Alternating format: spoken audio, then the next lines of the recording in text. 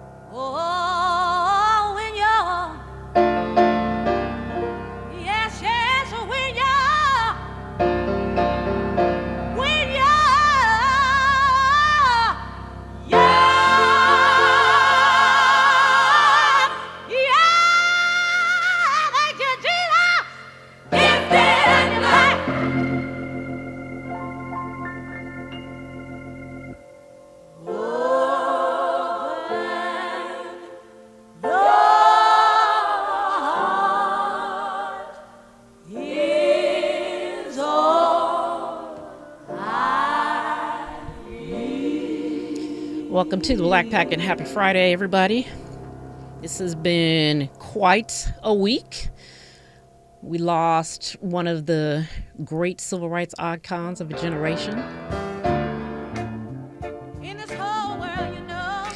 Reverend Jesse Jackson Sr. passed earlier this week, and the tributes continue to pour in. I feel like I've been talking in different circles with different generations of leaders about his life, about people's memories of him, about listening to folks' stories, about when they were first introduced to Reverend Jackson, what he meant to the country, what he represented in terms of shaping or reshaping politics in this country. We're going to be joined shortly by Bishop Leah Daughtry, who is the presiding prelate of the House of the Lord churches in Brooklyn, and the co-convener of Power Rising, to talk about Reverend Jackson's life and the way that he, again, helped to reshape Black politics in this country and Black people's relationship to the Democratic Party. And I would also say the Democratic Party's relationship to Black people. Bishop Daughtry started working with Reverend Jackson when she was a college student in the 1984 campaign, I think. So hopefully she'll share some insights about that historic period in the nation's history. And then, since we'll be talking about politics and elections, later in the show, we're going to turn our attention actually to the midterm elections. We've been talking about them. We know that they're here. I think we're all aware that this is obviously a critical election year. But I don't know that we're all necessarily paying attention to how close the midterm elections actually are. I can't remember if I mentioned this or said something about it last week, but the midterm elections are happening right now. I mean, I started to say they're happening in a couple of weeks from now, but actually they're right now. Early voting is already happening in Texas, which has its primary coming up, and we know there's a huge Democratic primary for the U.S. Senate seat in Texas. But the primary elections are here. They are upon us. Mississippi also has a primary in in March. I think it's the week after the Texas primary.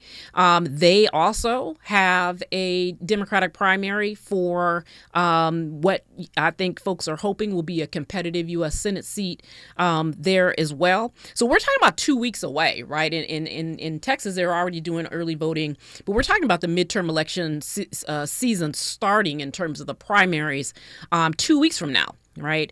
Our primary here in California is in June. Many states will be voting between now and then and beyond that.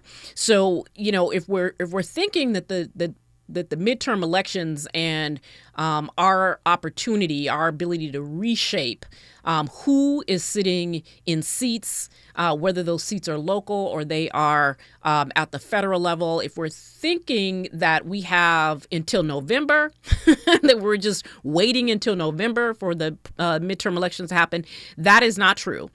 They are happening right now, and there is no time like the present to begin to get ready for those. And so we've been talking about the potential threats to voting, and so folks should be paying attention to all of that.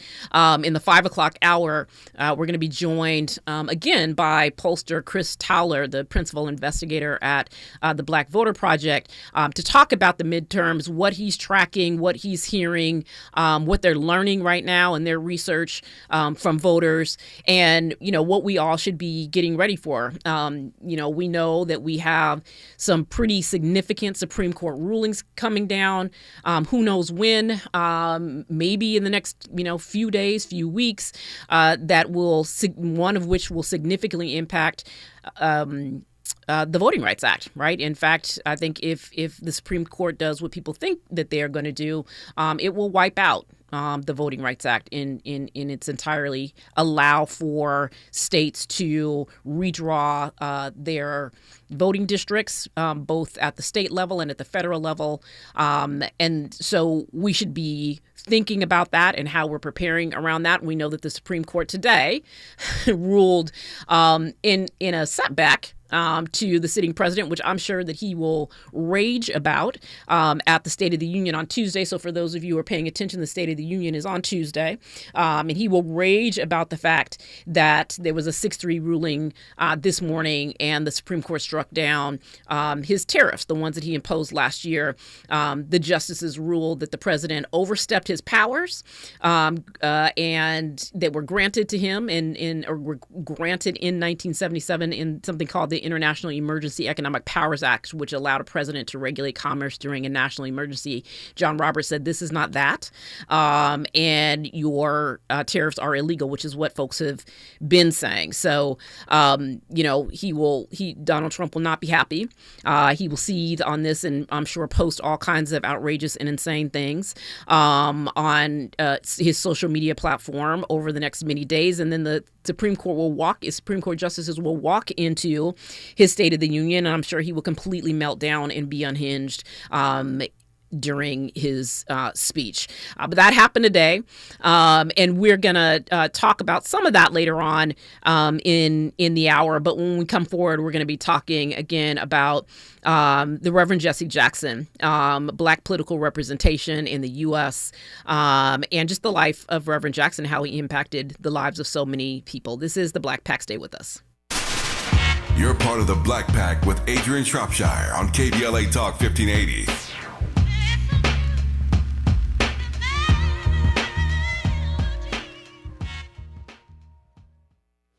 For 70 years, the Humane Society of the United States has worked to end animal cruelty. Now, we're continuing that mission as Humane World for Animals, because we work around the globe to care for animals who are suffering today. And we tackle the root causes of cruelty for a kinder tomorrow. We are Humane World for Animals, and together, we can make a difference. Help make change for animals. Visit humaneworld.org. Small businesses are the heart of America. But you don't have to go it alone. As the nation's largest nonprofit resource of expert business mentoring, SCORE has helped millions of entrepreneurs build their businesses for free. Get the connections, education, and guidance you need with SCORE. We're ready to help. Find a mentor today at score.org. What's up? What's up? What's up? We got to laugh the pain away.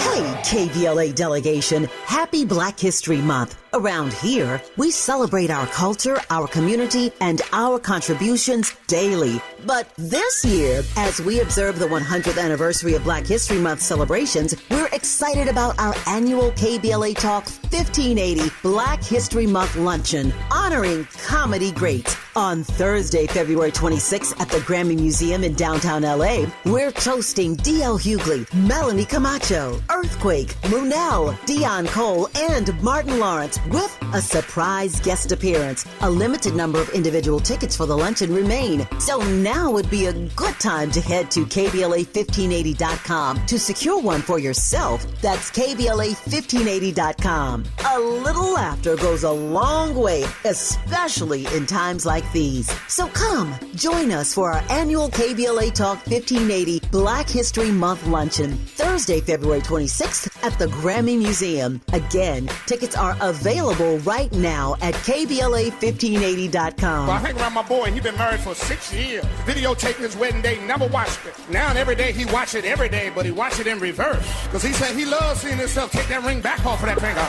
Walking back down that aisle, just waving at her ugly mother down the church. Getting back in the limo, back at the bachelor party. Look how happy I was. KBLA Talk 1580 thanks LA City Council members Curran D. Price Jr. and Heather Hutt for being the presenting sponsors at this year's Black History Month Luncheon. Honoring excellence, resilience, and achievement, we're KBLA Talk 1580. An official message from Medicare. Couple more minutes, and we'll start this month's book club. You know, I usually love a plot twist, but this year, I'm comparing my options during Medicare open enrollment. You can't assume your current health or drug plan is the best one for you. And you gotta make sure your drugs are covered. That's important. So is saving money. Review all your options at Medicare.gov. Open enrollment ends December 7th. Paid for by the U.S. Department of Health and Human Services. If a Lenovo computer for your business is on your holiday list, don't shop around. Just go directly to the source, Lenovo.com. It's your last chance to get exclusive deals on the PCs you want for your business, like the ThinkPad X9 14 Aura Edition and Yoga 7i 2-in-1. So avoid all that shopping chaos and price comparing, and just go directly to the source, Lenovo.com, where PCs are up to 35% off. That's Lenovo.com. Lenovo.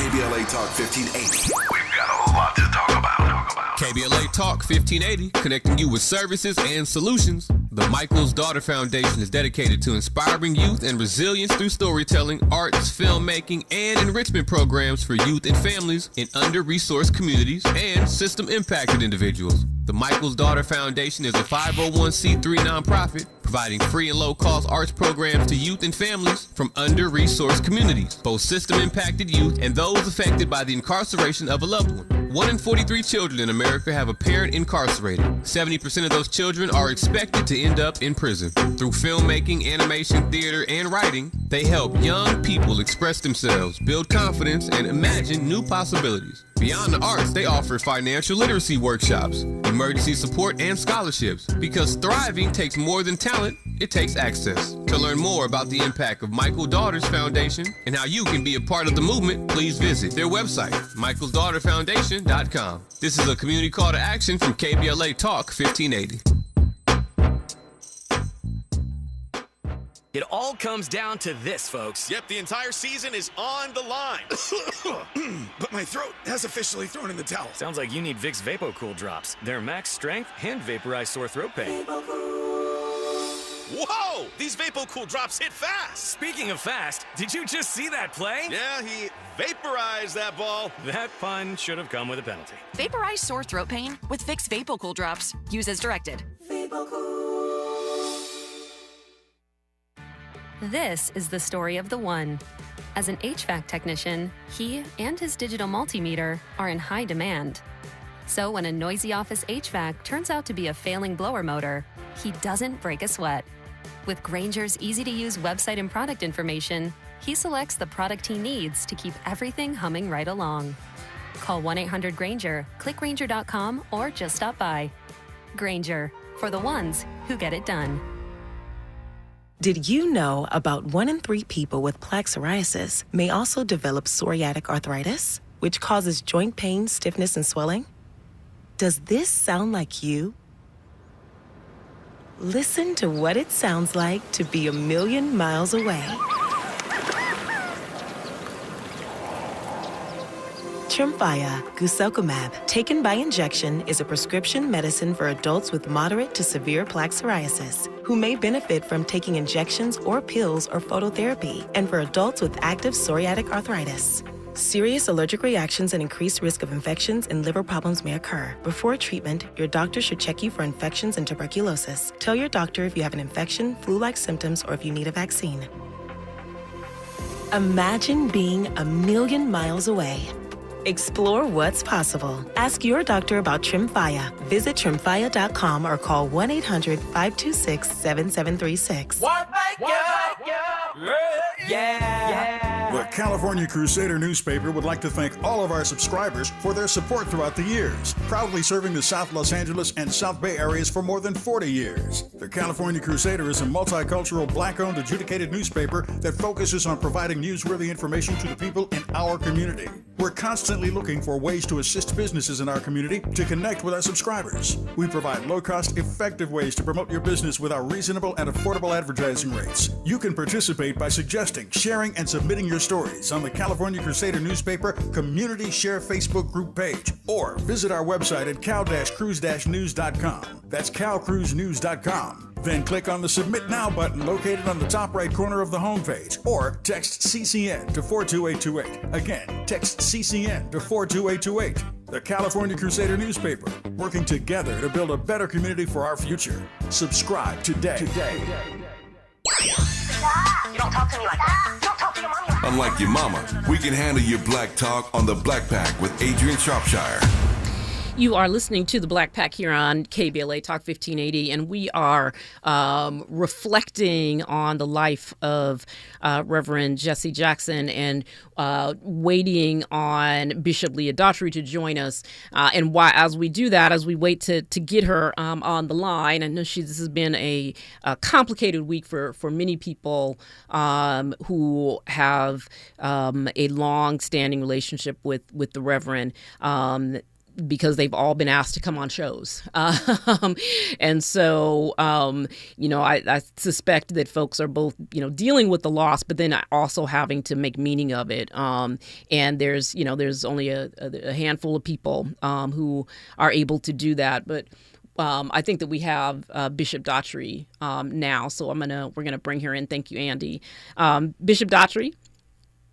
Hello, how are you? I'm well. How are you?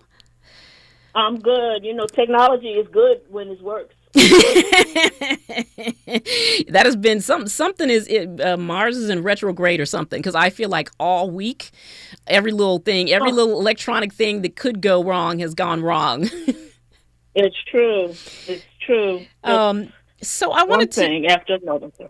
I was when we've been reflecting obviously on Reverend Jackson all week. I was saying earlier that I've been having conversations and discussions with different circles of people, right? Like different generations, folks who come from different, not necessarily all in politics, not necessarily folks all in civil rights, and it's been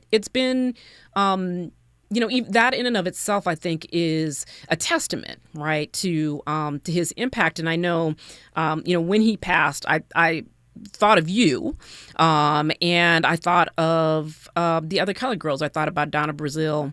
I thought about Mignon Moore.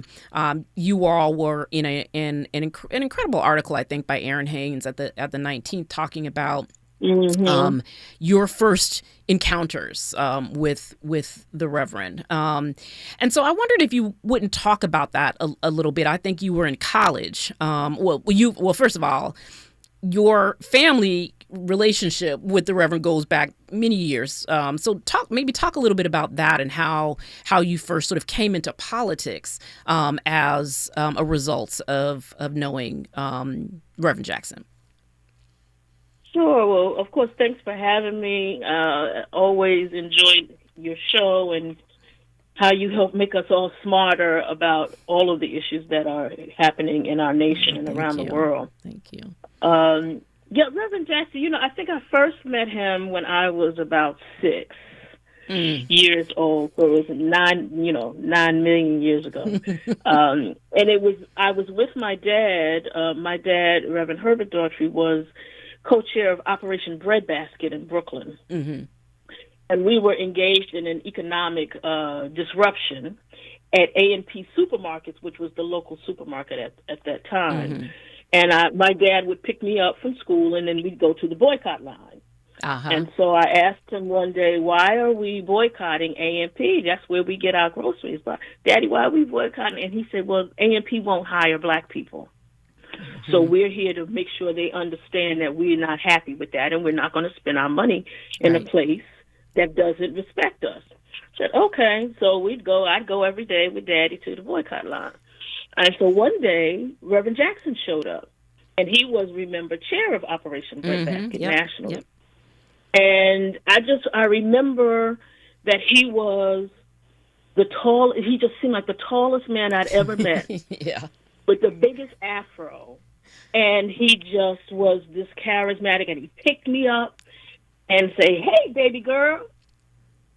And I was like, who is this? And Daddy said, this is Reverend Jesse Jackson, and he's in charge of Operation Breadbasket. I said, okay.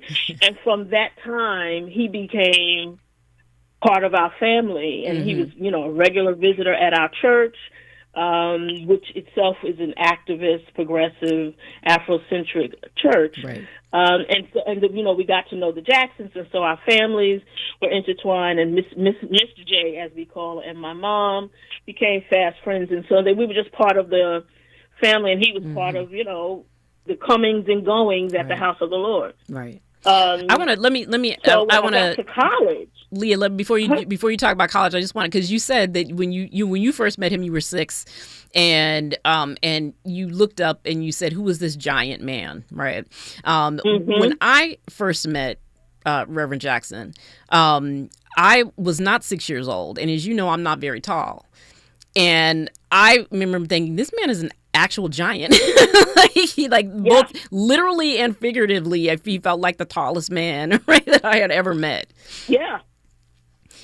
So that's a little bit of a common story, but not totally, because I was, just out of college, so I was not, 3'2", but still not much taller than that. So you go, so you're in college, and so fast forward, I'm in college. I'm in New Hampshire at Dartmouth. And he was running for president. It was the 84 campaign, and this would have been 83 that he came to campus. All of the candidates did, because obviously New Hampshire was a favorite stop. And coming to the college was like, it's just something that you did when you were in New Hampshire as a candidate. And so he had called me. He had been up there once. And my dad had told him I was there, and actually my sister was also there, because I'm class of 84, my sister's class of 87. Mm-hmm. And so he found us, and he said, you're at Dartmouth? I said, yes.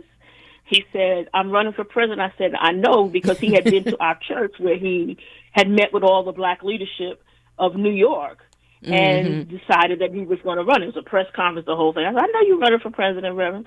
I need you to help me in New Hampshire, okay? He said, I need you to organize the campus, the town, that part of New Hampshire. And I said, you don't tell Reverend no. So I said, okay, let me grab my sister, and this is what we're going to do. We didn't a bit more know anything about running the presidential. I knew about mayoral campaigns, and city council and assembly and all of that. But presidential is something different. About a presidential campaign, completely different. It's like, how does this work? But I found out that most of us who worked on that 84 campaign didn't know anything about presidential campaigns. And we were all learning how to fly the plane while the plane was flying. Right, yeah. Mm-hmm. And that's how I got engaged in presidential politics. And he came to campus as a candidate. We hosted him at the we call it the Afro-American Society then. Yes. And I was his squire around town. as he was making his, pit stops with all of the interested voters. And New Hampshire's a very retail politics kind of place where you knock on doors and all of that. So we did all of those things, and that was my first presidential campaign. And this one coming will be my 12th. Wow. Well, so during that time, so you're a college student, you're doing outreach to young people to get them involved. Did you know the history that, like, in the moment, were you thinking, we're making history right now, Reverend Jackson is about to make history? Were you thinking that, or were you thinking, I got this job that I was told to do, and so I need to just go on and do it? No, I knew that there was something special about it. Because of my dad's relationship, and he was one of the senior advisors on the campaign, I got to go to other campaign stops when I wasn't at school. Okay. And I was a rising senior, so by the time we got to convention, I had graduated, and so I was able to be more hands-on. But you had a sense as he moved around the country of the excitement that was palpable from city to city, from state to state, and it wasn't black people, or it wasn't only black people. It was Latino people and Asian people and white people who were all excited and all, chanting, "Run, Jesse, run!" Right. Yeah. And so you had a sense that this was different. Right. This was different. Yeah. And then there was the excitement of being in spaces we've never been before, with Secret Service security and private planes and convention. Yeah. And what's a credential? Right. Oh my goodness, there's a credential. Well, and all of the things we just had no idea. Right. And he opened these doors for us. Well, I want to talk about that more when we come forward, because I think he opened the doors for individuals, but he also shifted the Democratic Party into what we see in many ways today. So when we come forward, we're going to continue our conversation reflecting on the Reverend Jesse Jackson with Bishop Leah Daughtry. Stay with us. More of the Black Pack with Adrianne Shropshire on KBLA Talk 1580 when we come forward.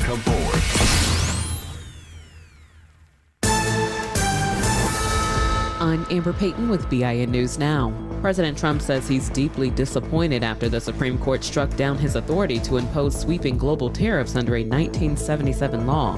And I'm ashamed of certain members of the court, absolutely ashamed, for not having the courage to do what's right for our country. In response, he announced plans to implement a 10% global tariff under the Trade Act of 1974. A new Economist YouGov poll finds 47% of Americans surveyed say the word racist accurately describes President Trump, while 24% disagree and 29% have no opinion. And rappers Travis Scott and Kanye West will headline the Helwa Festival in Italy this July. The two will take the main stage at RCF Arena during the festival's closing weekend, joining a lineup that includes rappers Offset, Ice Spice, Wiz Khalifa, and more. Get BIN News Now on demand 24/7 on the iHeartRadio app. Good news into Valencia. This is the 5 northbound coming up on Valencia Boulevard. This earlier wreck has wrapped up. All lanes are open, and delays look a lot better right there at the scene, but you still have some heavy traffic out of Sun Valley, leaving Sunland Boulevard. Also tough as you make your way along the 10. This is eastbound out of Santa Monica. Delays from 20th Street all the way to the 5. More slowing ahead in City Terrace from City Terrace Drive all the way to the 605. Tough in Riverside. This is the westbound side of the 91. Right before La Sierra, the 3 left lanes have been blocked, and that drive is a mess getting away from Madison. Think It Up is an initiative to activate student-powered, teacher-led learning projects. Students and teachers, how can you spark great learning experiences in your classrooms today? Join at thinkitup.org. Is this the time? This is the KBLA Sports Minute with Ray Richardson. Interesting NBA game tonight in downtown LA. The Lakers and Clippers jumping up at Crypto.com. First game for the Lakers in 8 days. Can they shake off the rust to deal with a surging Clippers team? The Clippers are 4-1 in their last 5 games. They are 20-7 since December 18th. A win for the Clippers would put them at 500 for the first time since November 3rd. 7 o'clock tip-off. Baseball is back. The Dodgers play their spring training opener Saturday morning against the Angels in Tempe, Arizona. The Dodgers are trying to become the first team to win 3 straight World Series since the Yankees did it in 2000. Tonight at 6, you can get your Friday night sports fix with Out of Bounds in prime time. Join me and my co-host Neil Scarborough for 60 minutes of sports chatter with some black folks flavor. Hang out with us on the KBLA YouTube channel or hit us up at 1-800-920-1580. No debates, no speculation, just the info you need. That's your KBLA Sports Minute. I'm Ray Richardson on KBLA Talk 1580. Yeah, y'all, come on. Come to At KBLA Talk 1580, we fight the power every day. Yeah, gotta give us what we want. Gotta give us what we need. Hey. I listen to KBLA and I love the commercials. I know what the commercials mean. I also, if I'm looking and trying to figure something out, I need something to talk to me that might hit me. And it happens on TV because, you know, every time they show a sporting event, they got the pharmaceutical companies back to back to back telling people how to fix the sickness on the same stuff that they sell them. So we get it. Yep, we get it too, Chuck D. And that's why at KBLA Talk 1580, we don't black down. Drop it! Our freedom of speech is freedom of death. We got to fight the powers that be. Fight the power! Fight the power! KBLA Talk 1580. We've got a lot to talk about. KBLA Talk 1580, connecting you with services and solutions. Created with a share of the 1984 Olympic Games surplus, LA 84 began operations in 1985 as a grant-making and educational foundation. Today, the LA 84 Foundation supports hundreds of nonprofit youth sports organizations throughout Southern California annually, trains coaches, commissions research, convenes conferences, and maintains the world's premier Olympic and sports library collection. They are transforming lives and communities through the power of youth sports. To find out about youth sports programs for yourself or your child, and to get information about the grants and support they offer to schools and nonprofits, or if you want to make a donation, please visit la84.org. That's la84.org. Or you can call them at 323-730-4600. This is a community call to action from KBLA Talk 1580. Hey there, Los Angeles. This is James Lucky Jr., publisher and editor of Los Angeles News Observer. Are you hungry for news that matters to you in the African-American communities of Los Angeles? Well, buckle up, because we got the scoop you've been craving. Stay in the know and never miss a beat with our free weekly publications conveniently available near you. Or hop on the digital wave and become an exclusive subscriber at OGNSC.com. Don't forget to join the party on Instagram and Twitter at OGNSCINC for behind-the-scenes access and sizzling updates. No more FOMO. Let's stay informed, connected, and empowered together.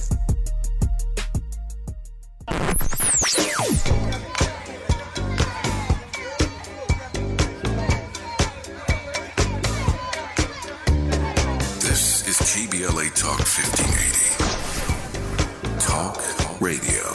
That's music to your ears. We're unapologetically progressive. KBLA Talk 1580. Let's get back to more of the Black Pack with Adrianne Shropshire right now on KBLA Talk 1580. You are listening to the Black Pack, and we are continuing our conversation with Bishop Leah Daughtry, the presiding prelate of House of the Lord Churches in Brooklyn and co-convener of Power Rising. So, Bishop, we're reflecting on the life and impact of Reverend Jesse Jackson Sr., and you talked about joining the 84 campaign as a college student, and we certainly remember his campaigns as being historic, as being galvanizing, in, as you said, not just in Black communities, right, but in communities of all kinds across the country. But I also wanted to get your thoughts and your insight on his impact on the Democratic Party. I think about you and others and the role, the leadership role that you play in the Democratic Party today. I think about the ways in which, he helped to reshape rules within the Democratic Party. I think about you all being on the Rules Committee, but just like the legacy of that, sort of shifting the Democratic Party, not just in terms of, its internal workings, but also in terms of how it thought about where Black people live, right, inside the party itself. Mm-hmm. Yeah, his impact on the way that the party operates and moves even today can really not be underestimated. Mm-hmm. So after the 1988 campaign, when he was running against Dukakis, remember that Reverend Jackson won 13 states. Right. And the fight that what we had learned from 84 to 88 is that the Democratic Party at that time had a way of awarding delegates, and we did winner take all. Right. So you could win 40% of the delegates and get 0 delegates because of the way that the party's rules were structured. So when Reverend Jackson came into 88, came out of that campaign having won 13 states and having had a significant number of delegates, he forced the party to change its rules so that, this is actually coming out of 84, he forced the party to change its rules so we do proportional representation. Right. If you get 40% of the delegates, 40% of the vote, you get 40% of the delegates, which is actually fair and democratic. Right. And that is the system that the party uses to today, and really can be directly draw a line to Barack Obama's candidacy. Right. Yes. If we still had winner take all, it makes it near impossible for underdog candidates to become viable, right? Because you just never rack up the number of delegates you need in order to officially become the nominee at the convention. Right. So that he forced that change. Yeah. And remember, he won states like Michigan. Right. So right. It sent a shockwave through it. It was like, oh my goodness. I mean, for us who were working on the 88 campaign, it's like, oh my goodness, we won Michigan. We might win this thing. It was an amazing sea change. Yeah. For the party that is still in effect today. Yeah. The other thing he did is he looked at the party's infrastructure and basically said, y'all are too white. This party's leadership is too white. And so he forced the party to add what we call at-large members to the Democratic National Committee. He added 25 at-large members, which were specifically designated to diversify the ranks of the Democratic National Committee. Because what was happening is that people would get, insiders were getting elected on the state level, and then there were these, little 25 at-large members that wound up going to donors and labor leaders who at that point were all white. Yeah. And so there was no room for grassroots folks. There was no room for black and brown and folks to be part of it. So he forced them to add another 25 at-large delegates, which would be specifically for purposes of diversity. And that's how folks like Jim Zogby, Arab American Institute, got on the DNC. He was a Jackson person. Right. Alexis Herman, all of these doors that he opened because he forced the party to reconcile and wrestle with the notion of diversity before DEI was even a thing. Right. Yeah. And so, he changed how we functioned. Yeah. And I wanted you to talk about that because I think that, again, that we think about him as a civil rights icon, right? We think about him as someone who was fighting for our rights. Denise in the YouTube chat, talked about him being a giant man who fought for our rights as African Americans and also just for human rights. He fought for the equal rights of all races, she said. And so we think about him in that way, and rightfully so. We think about the role he played in, ending apartheid, right, and galvanizing folks here in the U.S. But I think that we sometimes miss, and I know that you all don't, right, because you were a part of it, but I think that we sometimes miss that the modern Democratic Party is a result of Jesse Jackson's 2 presidential runs. And I think that gets lost. I think people don't appreciate it. And I also think that that's partly why, because people don't appreciate it. And this is when you don't know your history, right, which is the path that we're going down in this country right now. Let's just forget about history or act like we don't know.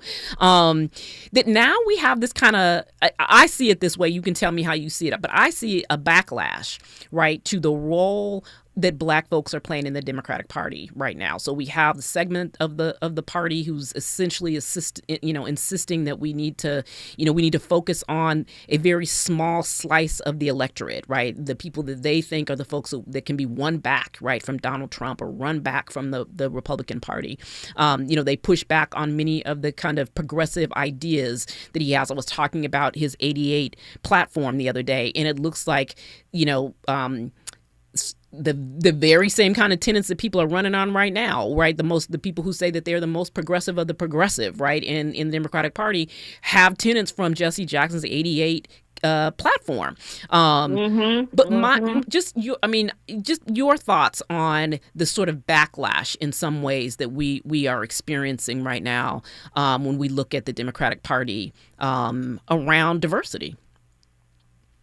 Yeah, and it's a challenge. It's always a challenge, and you're right. There are factions of the party who think that the way for us to win, or the reason that we didn't win, was too much attention being paid to Black and brown and other people of color, and so the way that we win is to, let's not talk about race. Right. Let's not talk about the communities. Let's just focus on the white folks. And I like to remind those people that the Democratic Party has not won the white vote since Lyndon Baines Johnson was president. Right.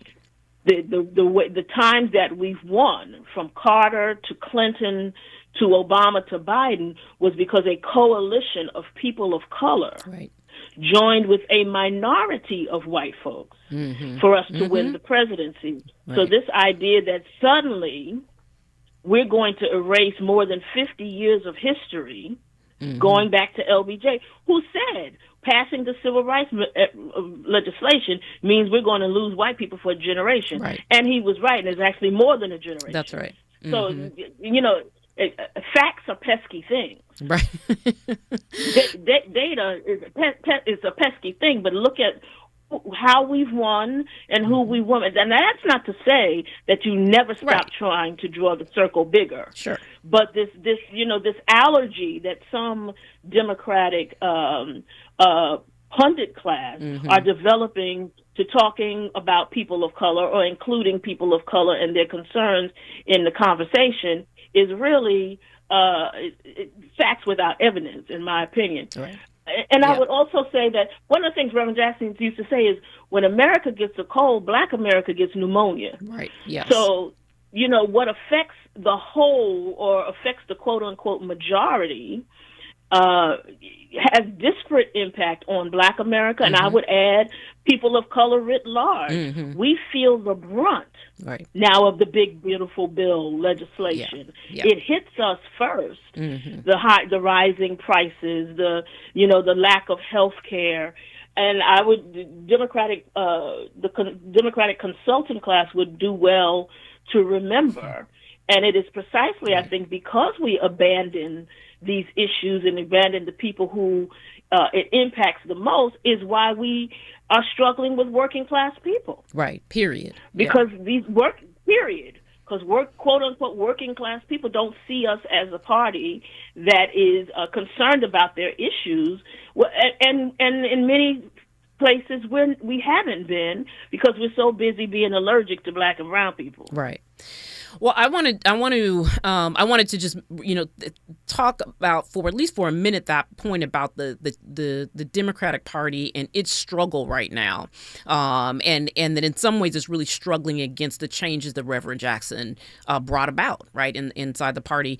But I want to shift when we come forward, because I want to talk to you, Bishop, about the role of clergy in this moment. I know that you were at the end of the Peace March to meet the monks when they came into Washington, D.C. I wanted to talk to you about that, and what that means, and what the role of clergy should be in this moment in history. So more with Bishop Leah Daughtry when we come forward.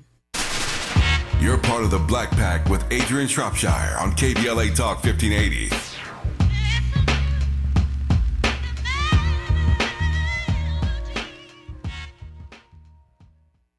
He's the son of a school teacher and Navy veteran who built a company worth billions and walked away from it. Tom Steyer, pledging to give away half of everything he earned to charity and fight for Californians. So when out-of-state corporations weren't paying their fair share of taxes, Tom Steyer led the fight for Prop 39 and won, earning California billions of dollars for our schools. Tom took on Big Oil to stop them polluting our air and water and smash them. Tom fought for free school lunches so no child goes hungry. Tom Steyer, strong enough to take on the special interests crushing us with the cost of living. As governor, Tom will stop Wall Street from buying up middle-class homes, lower utility rates by 25%, and ban corporate PAC money from our politics. Other politicians talk. Tom Steyer gets it done. Ad paid for by Steyer for Governor 2026.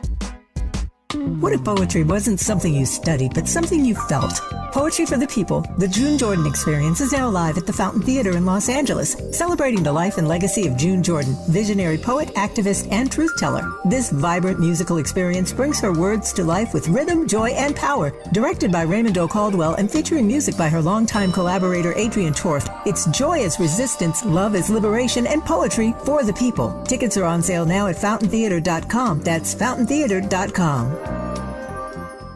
Getting around LA doesn't have to cost a lot. Metro has fares that fit every budget. 20 free rides for qualified riders through the Life Fare program. Free passes for students with GoPass and affordable options for everyone in between. Wherever you're going, Metro's got you covered. Visit metro.net/fare programs.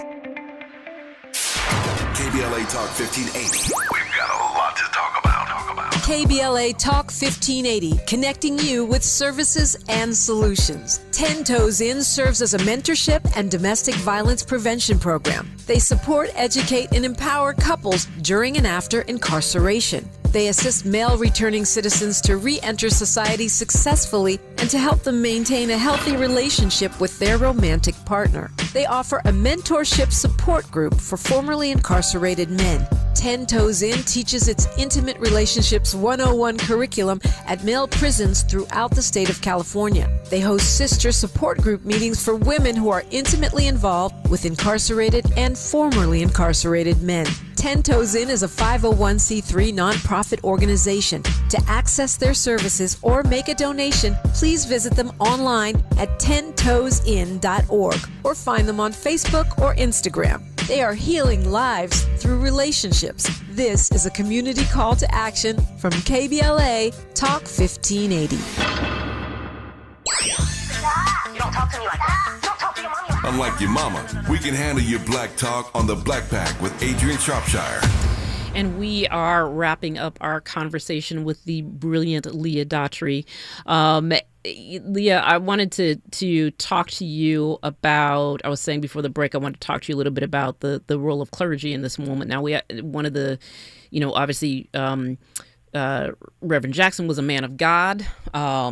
We know that oftentimes when he spoke about his convictions and his values, he was able to bring moral clarity to those things and to the conversation. And moral clarity is something that we require in this moment in particular. And I wanted to talk to you about the role of clergy in this moment, because we've been seeing clergy show up in really important ways, particularly around the ICE raids and the terrorizing of communities and dehumanizing of people, from LA to DC to Minneapolis to you name it. And I know that you were at the end of the Peace March, right, where Buddhist monks finished their 2,300-mile walk for peace. And there's just a contrast, right, to what Reverend Jackson fought for, including his efforts, right, to bring peace, right, to the world.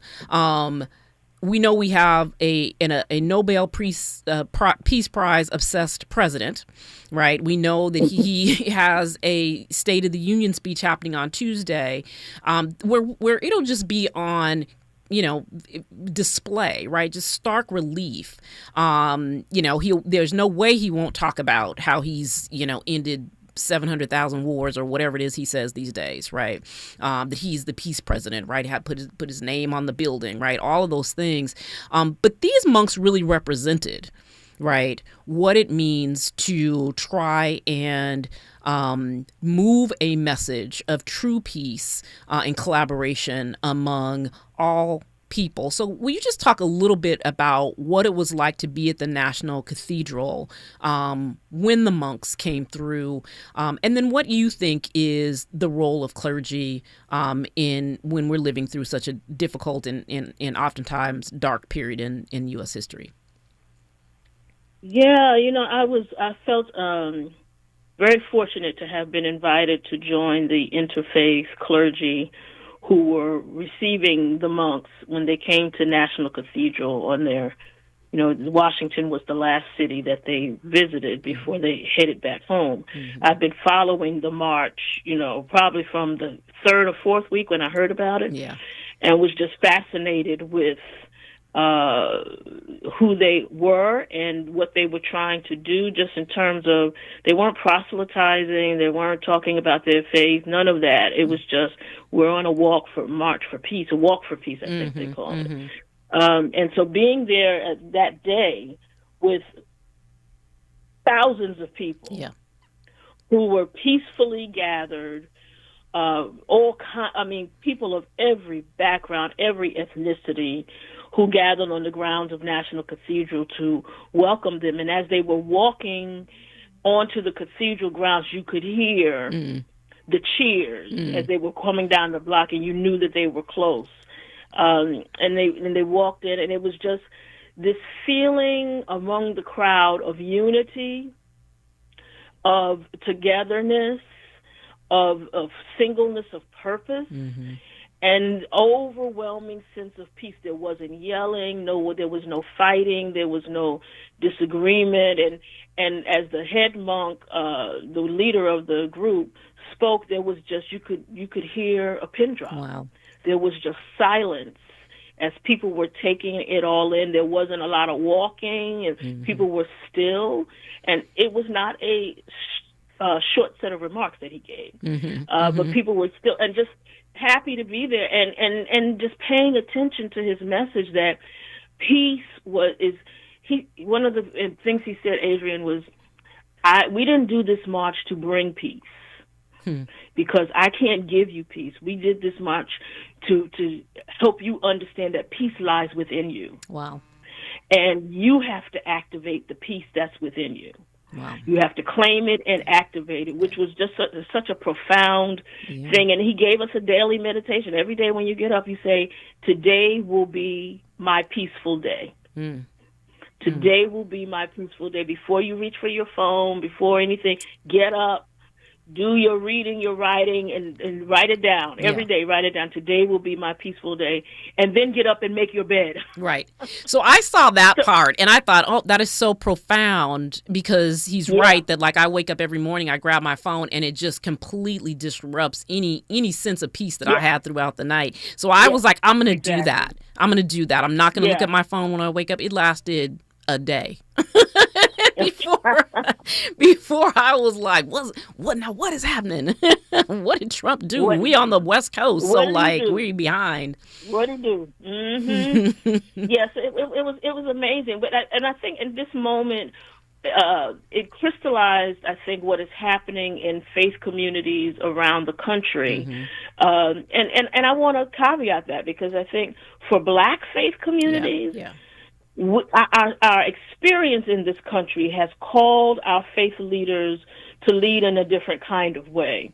And I'll try to remind people that, we couldn't lead in universities and on Capitol Hill. We weren't allowed until the Black church became the space that birthed leaders, that birthed spokespeople, and also because Black church doesn't owe anybody anything. Maybe you have a mortgage, but nobody tells you what to do. You follow the leading of God as you hear and experience God. Mm-hmm. And so the church has been this place, the Black church has been a place that births ambitions and births hope and speaks to justice and speaks to freedom in a way that other churches, quite frankly, have not been required to. Right. Mm-hmm. And so what we see now, and the monks was a crystallization of this, is faith communities around the nation deciding that this moment calls for more, mm-hmm. that this moment calls for volume, that just being in church on Sunday and preaching from the text and choosing not to see a broader application for the text is not where we're being called to right now. And so you see things like Minneapolis with the sit-in at Target, and you see them taking over the Minneapolis airport, and you see clergy showing up, white, mm-hmm. Latino, other clergy besides Black church, because, they're accustomed to Black church clergy being a moral authority and a voice of moral authority. Right. We're seeing something different now, and it's overdue. Right. We're glad to have the company.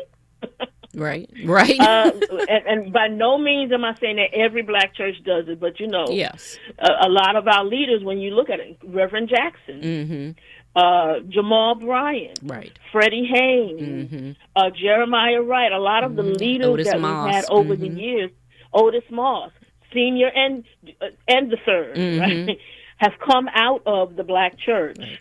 Because that's where our people are, and that's what we're called. We are required to see the gospel as broader mm-hmm. in its application mm-hmm. than what the gospel was in the times that Jesus walked the earth. Right. One of the things that you said recently that I appreciate, because we're we're thinking about how not just how is the clergy and the church sort of protecting communities, but also how they mobilizing them. And we're in my next hour, I'm going to be talking about the midterm elections. But you said recently on a podcast, you said Jesus is not on the ballot, but his values are. And I think that when people Mm-hmm. are trying to find a reason, right, to show up and vote, they're trying to figure out what does it mean for me. That's a very important thing, I think, for people to take with them, that if you are a person of if you're a Christian, right, that Jesus is not on the ballot, but his values are. So I thank you for that, for putting that out there, because now I'm gonna use it all the time. And also thank you for joining me for those reflections on Reverend Jackson, but also just to talk about how we should be moving in this time, and your experience and all that you have brought to many people who don't know your name, quite frankly, but hopefully they will learn it, and the importance that you play in so many people's lives, including my own. So thank you for joining. I'm gonna have you back. I know I said that the last time you were on as well. I'm always trying to call on you, but I appreciate Anytime. you. I appreciate you. Okay. Thank you, AJ. Appreciate you too, sis. When we come forward, we're going to jump into the midterm election. Stay with us. KBLA 1580 Santa Monica. I'm Amber Payton with BIN News Now. Keep hope alive. Keep hope alive. Keep hope alive. Reverend Jesse Jackson will not lie in honor at the U.S. Capitol Rotunda after a request from his family and some House Democrats was denied based on precedent. The honor is typically reserved for former presidents and select national figures. Memorial services are planned in Chicago, Washington, D.C., and South Carolina. A San Antonio man has been added to Texas' 10 most wanted fugitives list. The Department of Public Safety says Jamie Nichols Wilson is a member of the Black Gangster